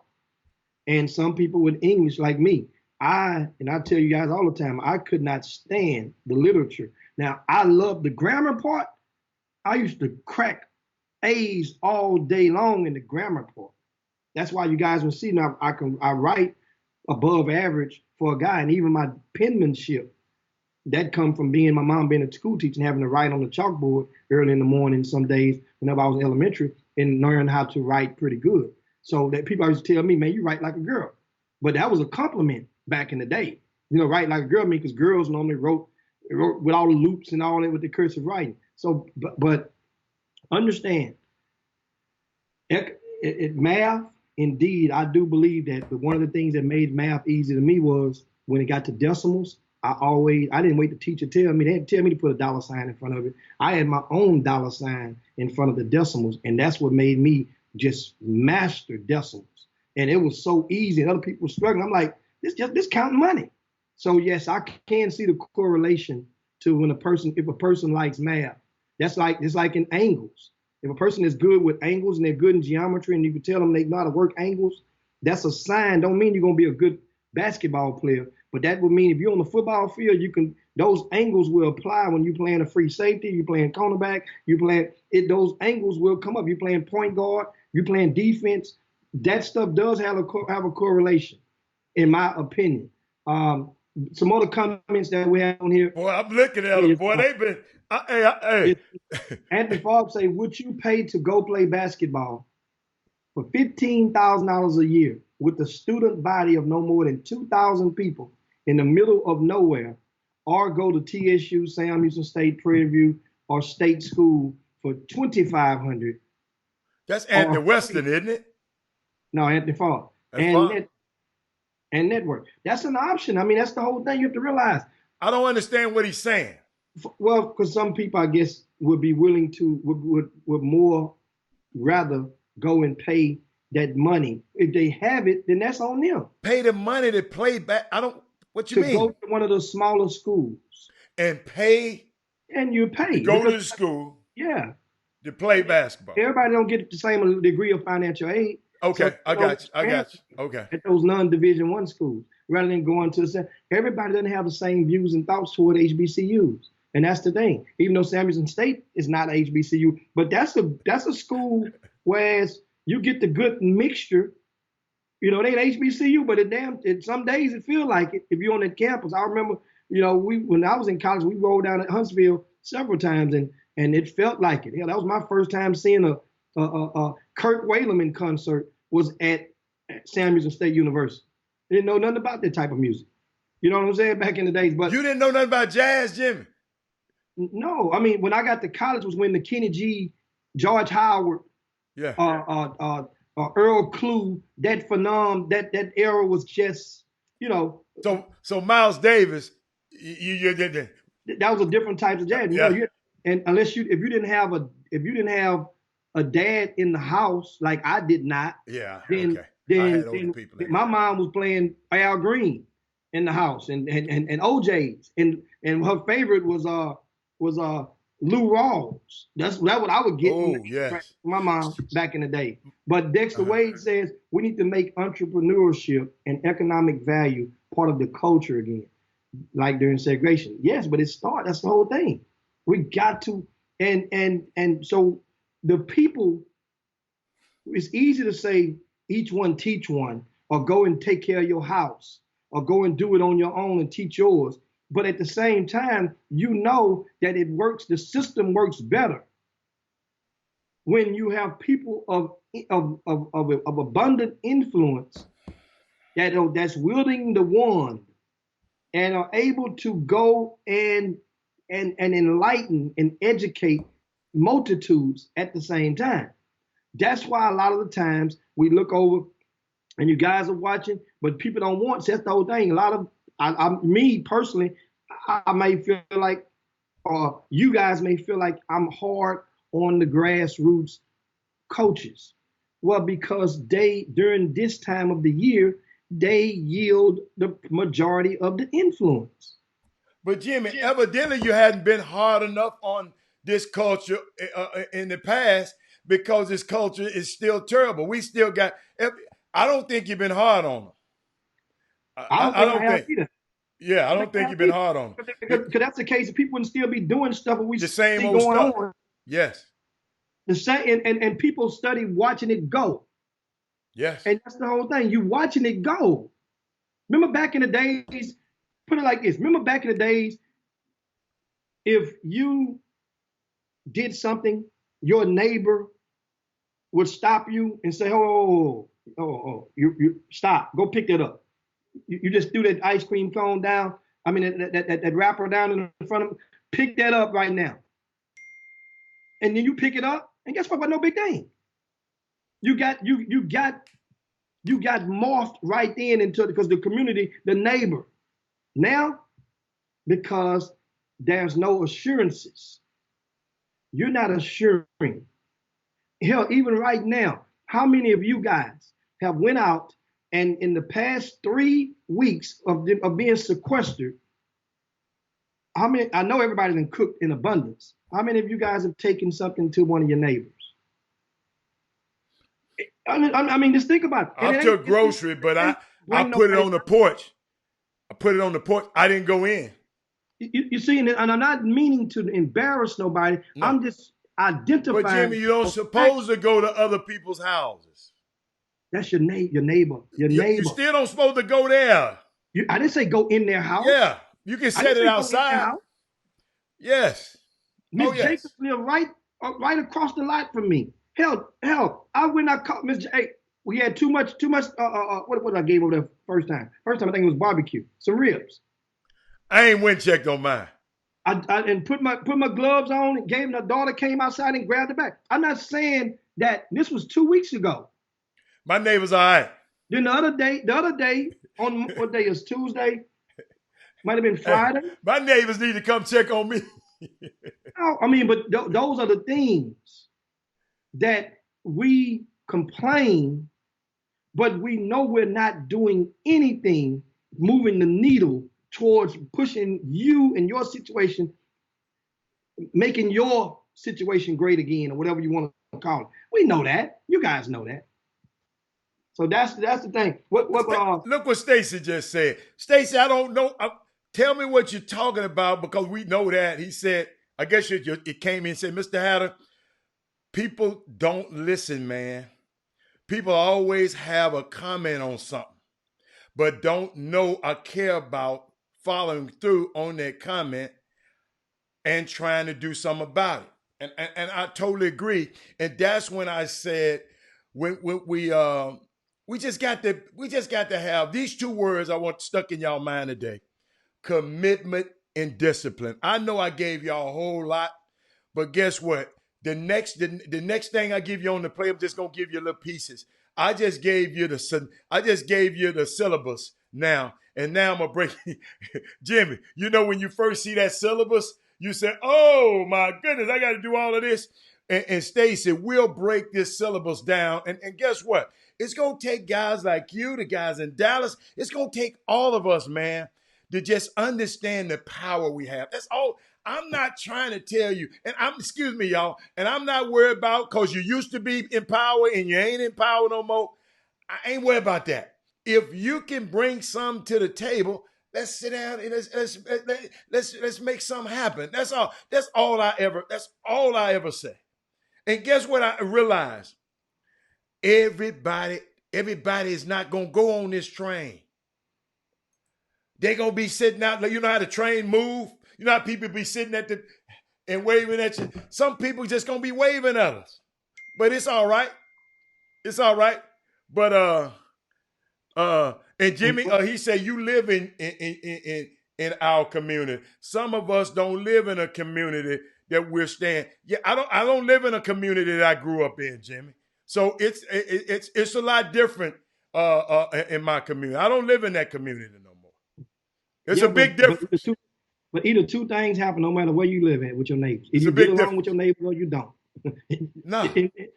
No long. If you've been there for a while, I speak to them.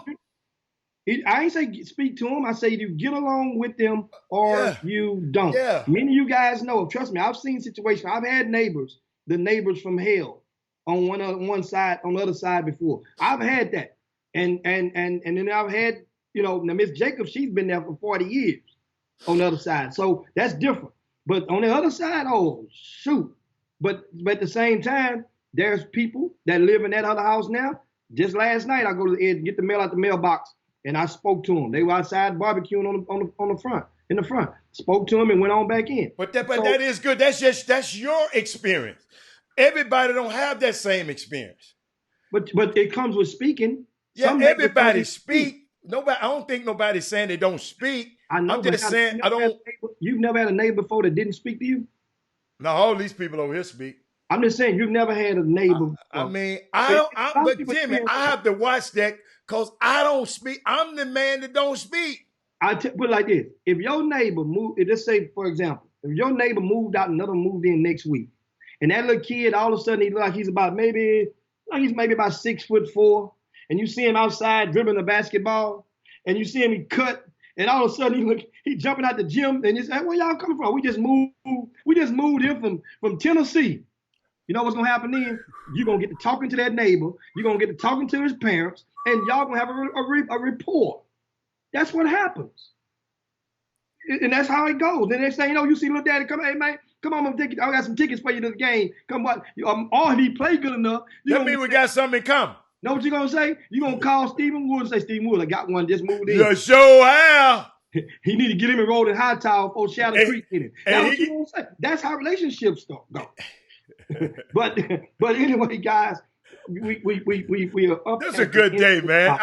This is a good day. I finally got something off my chest, Jim. Sometimes when you hold stuff in, man, it hurts. Guess what? I feel free today. I'm free. He say, I feel free. I feel free today. Liberated, huh?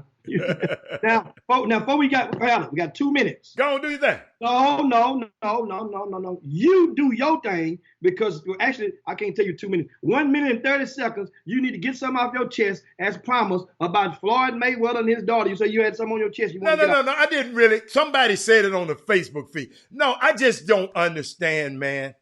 These young women just giving up their lives, fighting other women. I mean, it ain't no big. If you didn't know, Floyd Mayweather daughter Yaya, who's been given all the privileges of any young girl, courtside at everything, cars, expensive cars, a home, and she wants to talk to a guy that a little rapper who I don't know. See, I don't know him. But all I'm watching what he represents and what he did on TV, what he did on social media. And I just didn't, you got to understand, I love my people and I got a special affinity for black women. And I just don't want them to throw their lives away falling behind no guy, and no matter what profession he in. But you shouldn't have to fight or stab another young black woman over a dude that's got 7 baby mamas and a disease that he can't get rid of. Oh, he got 7 baby mamas? 7 mom and a disease he can't get rid of. That little boy had 7 kids? Yeah. 6 He's or only 7. 20 years old. Yes. That's what the rumor. I haven't met the kids. That's what been rumored. So it's a young lady, and somebody said, I haven't seen it. Y'all go, because I don't follow neither one of them on social media. But if you go to Floyd's, they say his Instagram, he has deleted all his pictures of his daughter, which I think is not, I don't understand that. But yeah, he got that. Yeah, he got that hurt thing. Yeah. But that's what they say. I don't know, but that's what's been rumored. But it's just unique, Jimmy. And I know it's Women Rock Wednesday tomorrow. And it's just, I just value our community so much, man. I just value it so much. If you hear it in my voice, and if I'm long-winded about it, it's because I got a passion about our young people being a lot better than we are. Yeah, NBA Youngboy, that's his name. NBA Youngboy. And Jimmy, and guess what? It was here in Houston. Did you know that?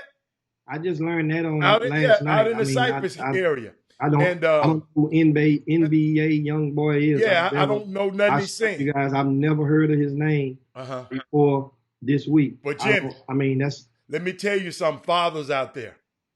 Let me show you something. I sit and watched. I went and studied some video on the kid and watched a few videos of the kid. The kid act like Floyd Mayweather. Really? So parents, dads, watch what kind of man your daughter see, because that might be the kind of man that she's attracted to. Not in all cases, but it's just unbelievable, unfortunate. A young lady is in critical condition. They fighting over a dude. No, baby. You're precious. You're queen. Queens don't fight. Queens have men sit at her feet and bow to her. Queens don't fight. So it's just, that's my plea to him, Jimmy. It's just it wasn't a messy thing. It's just I didn't want What like I was going to report some.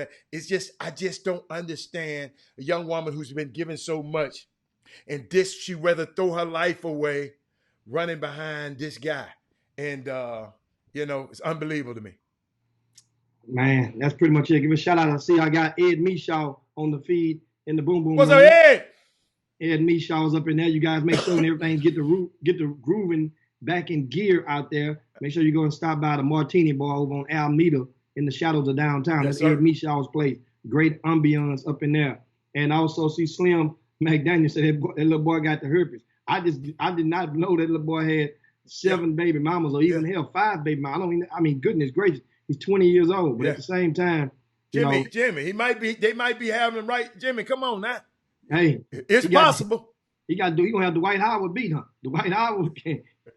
That's the thing. Well, anyway, guys, let's get out of here, man. We had a good day, man. To slide down Dino's back and yabba dabba do this thing, man. Hey, man, it's been great. A great 2 hours. We right back at y'all in 22 hours with the Chop Shop on tomorrow. Make sure you spread the word about the Chop Shop. We have a lot of topics to talk about on Women Rock Wednesday. Shout out to our people out there on the YouTube feed. I see you, Coach Woods, Derek Johnson, Martin Vaughn, M-Pex, Jeremy Cunningham down in Bryan, Texas, and the rest of y'all. Shout out to all our viewers today from LA. We had college coaches from all over the country in there today. Hey, Jimmy, we had Todd Holmes, Derek Johnson, Rod Wells. You know I'm not going to forget about my dudes. Todd Barley and Tyandra Holmes. Those were our starting 5. They were the first 5 people to log in. And Jimmy, tomorrow, gosh, Jimmy, I can't do Herb like that because Herb won again. How many Herb have yesterday? Let me explain what the Herb. Let me find it and explain what we're talking about. Every day we acknowledge the people who had the most comments in the Boom Boom Room, and we've named the top 5 of each day. Now, what we did, what we should have done is at the top of the show. Yes. Give you yesterday's show. Like tomorrow, we will tell you guys who were the top 5 from today, but you won't be able to get those to tomorrow, right? Because the show have to shut down once we get off the air, off the broadcast, and then it would send us the report. So now, without further ado, you have the 5 from yesterday before we get up out of here. Herb Baker, 65 comments. Todd Holmes, 48. He got you, Todd. Alfio Beasley had 41. Derek Johnson had 34. And who else? Clarence Harris had 30. Yeah. So that's explain. Yeah. Explain it to him. Yeah. Excuse me. Folk McDaniel, I'm sure. Slim, if I follow you around, I know you'll split a verb and mess around and do something crazy. Explain, Jimmy, would you explain the thing to us, Jimmy? Man, I don't like your dialogue. I know. The fuck out. Hey, Jimmy. Out of here, Slim, with that. But that's the Trinity Garden TGC in the house right there, boss. Look what they said, Jimmy. Jeremy Davis gave this information. This not Robert Hatter's information. He said China in a 76-day lockdown today. Well, we'll see. That means if that's the case, we'll see if the basketball league should be setting a date to resume their activities, and we'll have more on that. We'll dive in that tomorrow. Also, I posted at the top of the show, you guys, in today's latest news of guess what your president did today. And you guys, I know you. I'm finna click off. I know you heard the latest. What he did today.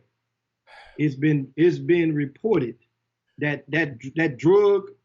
That was yesterday, but it was that he's been touting that the couple in Arizona consumed and one of them died after hearing the president tout and promote this drug, that he happens to allegedly be a shareholder in that company. And it's a French company, Jimmy. He didn't think we was gonna figure it out. Jimmy, that's your Jim, listen, I told all of these folks when this stuff happened, Jimmy, we was right here on the show about Donald Trump.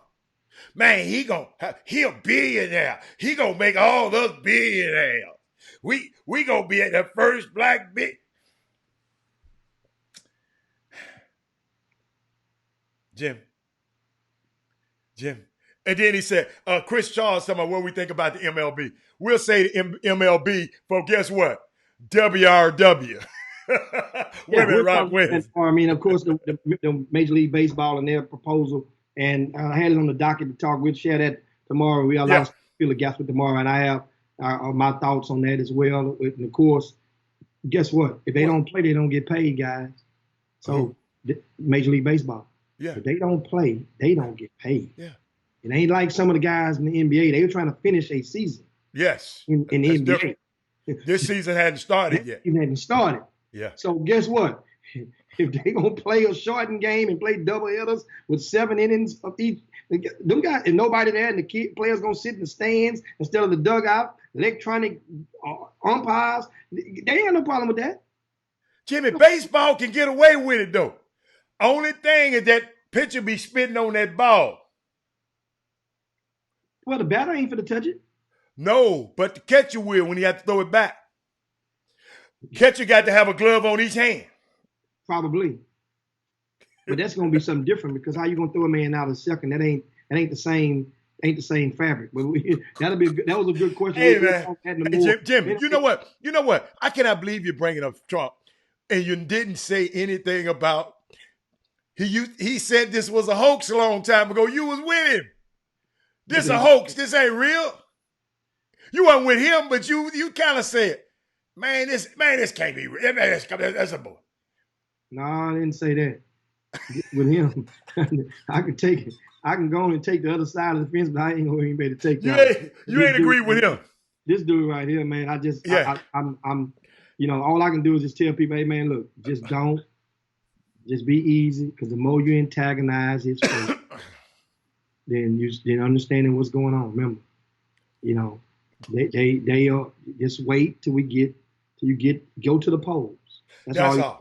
That's all. Go to the polls. That's all. And in November, and you'll be able to get your get back. But anyway, guys, that's how you get it you back. guys on tomorrow. We got to get up out of here. Got a lot to do. And thanks for everybody for tuning in, man. Yeah, man. We love y'all. Chop shop. We out. Let me hit that button. Jim Hicks, Rob Hatter. You are now tuned in to the Chop Shop. I'm Retro.